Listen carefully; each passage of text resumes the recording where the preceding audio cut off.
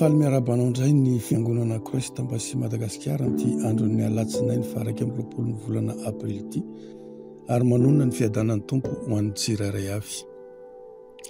Ny lohateny rapsodian'ny fahamarinana vakitsika androany dia mitondra ny lohahevitra hoe eritrereto toy ny hoe miankina aminao ny zavatra rehetra.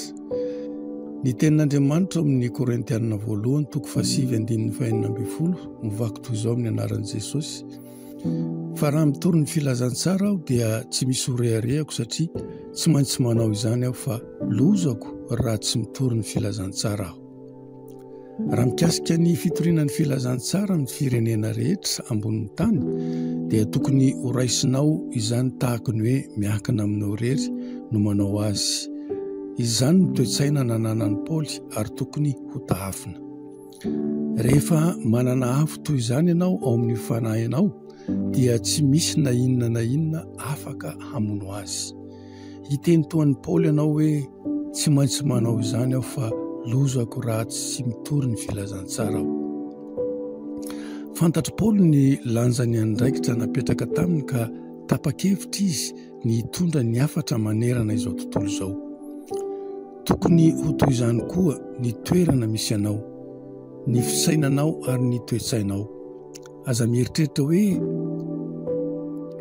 ohatra efa be dia be ny kristianina, ny fiangonana ary ny asa fanompoana manerana izao tontolo izao. Manantena aho fa hanao zavatra ho amin'ny fitoriana feno filazantsara izy ireo.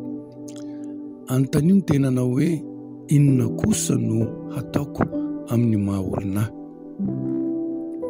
Hoy Paoly: araka ny filazantsara ny voninahitr'Andriamanitra finaritra izay natolotra ho adidiko.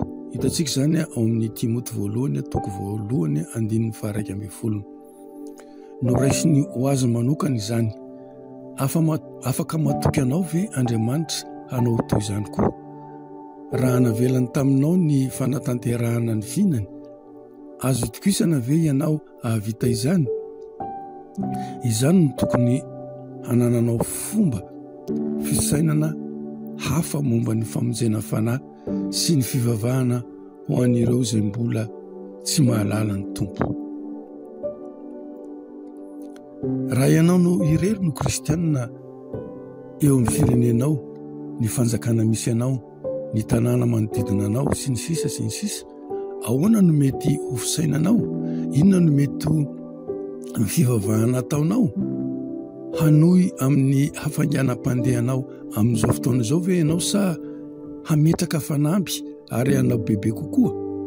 Aoka ianao tapa-kevitra sy hitondra fiantraikan'ny goavana amin'ny filazantsara eo amin'ny tontolo iainanao.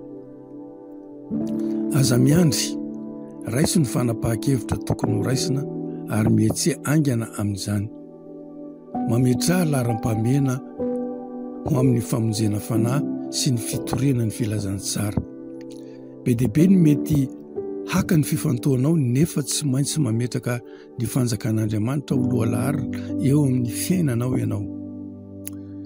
Mateo 4:17 dia milaza hoe fakatsao aloha ny fanjakan'Andriamanitra sy ny fahamarinany dia hanampy anao izany rehetra izany.